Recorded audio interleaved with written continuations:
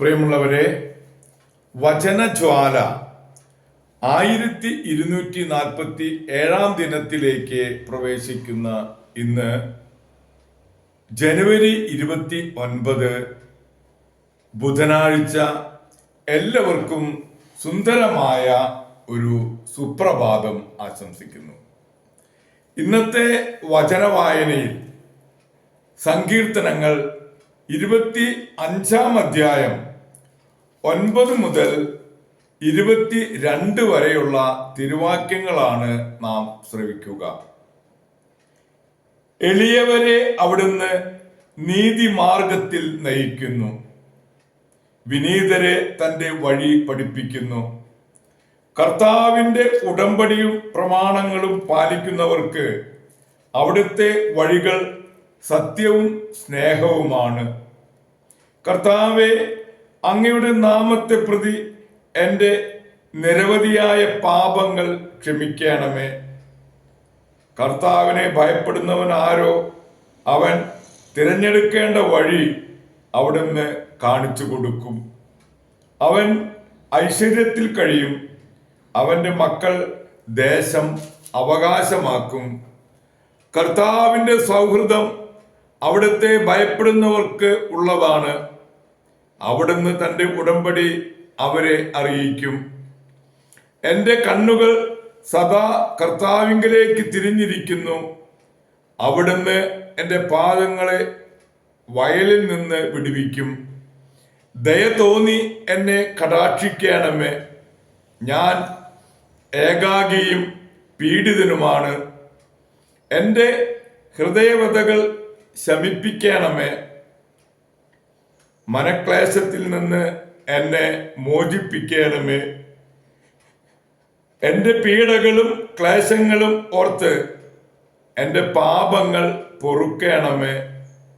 ഇതാ, ശത്രുക്കൾ പെരുകിയിരിക്കുന്നു, അവർ എന്നെ കഠിനമായി വെറുക്കുന്നു.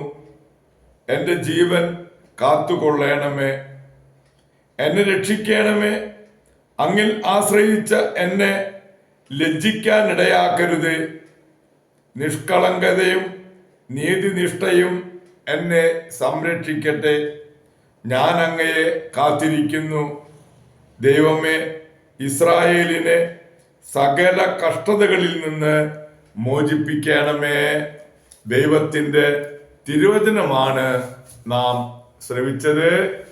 പ്രിയമുള്ളവരെ, ആഗോള കത്തോലിക്ക സഭയിൽ ഇന്ന് വിശുദ്ധ ജലാസിയൂസ് രണ്ടാമൻ മാർപ്പാപ്പയെ അനുസ്മരിക്കുന്ന ദിവസമാണ്.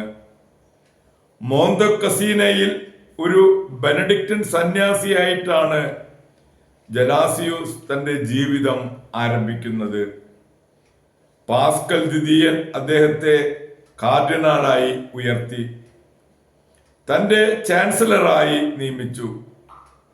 1118 അദ്ദേഹം മാർപ്പാപ്പയായി തിരഞ്ഞെടുക്കപ്പെട്ടു. സെൻസിയ ഫ്രാഞ്ചിപ്പാനി തെരഞ്ഞെടുപ്പിന്റെ സാധുതയെ എതിർത്ത് അദ്ദേഹത്തെ മർദ്ദിക്കുകയും ജയിലിൽ അടയ്ക്കുകയും ചെയ്തു. റോമാക്കാർ മാർപ്പാപ്പയെ മോചിപ്പിച്ച് വത്തിക്കാനിലേക്ക് അയച്ചു. ഹെൻറി 5 മാർപ്പാപ്പയെ വീണ്ടും പിടിച്ച് കൊണ്ടുപോകാൻ തുടങ്ങിയപ്പോൾ ഫ്രാൻസിലേക്ക് പലായനം ചെയ്തു. ചക്രവർത്തി മോറി സുബർദിനെ എതിർപ്പാപ്പായായി തെരഞ്ഞെടുത്തു. അദ്ദേഹം 3 കൊല്ലം വാണു. ജലാസിയൂസ് പാപ്പ റീംസിൽ ഒരു സുനകദോസ് വിളിച്ച് അത് വിളിക്കാൻ വേണ്ടി ഉത്സാഹിച്ചു കൊണ്ടിരിക്കുമ്പോൾ ക്ലൂനിയിൽ വെച്ച് പനി പിടിച്ച് മരിക്കുകയാണ് ഉണ്ടായത്. രക്തസാക്ഷികളെ പോലെ സഹിച്ച് മരിച്ച പാപ്പയാണ് വിശുദ്ധ ജലാസിയൂസ് പാപ്പ. പ്രിയരെ, ഇദ്ദേഹത്തോടൊപ്പം രക്തസാക്ഷികളായ വിശുദ്ധ കോൺസ്റ്റാന്റിനെയും കൂട്ടരെയും കൂടി ഇന്ന് അനുസ്മരിക്കുന്ന ദിവസമാണ്.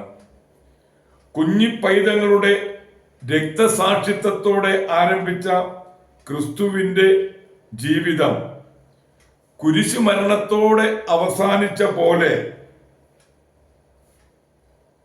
ക്രിസ്ത്യാനികളുടെ രക്തത്തിൽ കുതിർന്നാണ് സഭ വളരുന്നത്.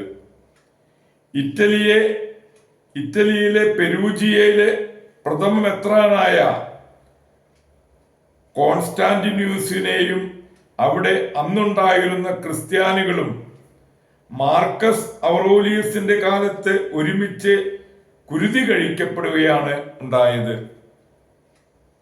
വിശുദ്ധ ജലാസിയൂസ് രണ്ടാമൻ മാർപ്പാപ്പയുടെയും വിശുദ്ധ കോൺസ്റ്റാന്റിയൂസും കൂട്ടരുടെയും മധ്യസ്ഥം യാചിച്ച് ഇന്നത്തെ ഈ നല്ല ദിവസത്തിലേക്ക് നമുക്ക് പ്രവേശിക്കാം. എല്ലാവർക്കും നല്ല ഒരു ബുധനാഴ്ച ദിവസം ആശംസിക്കുന്നു. Thank you.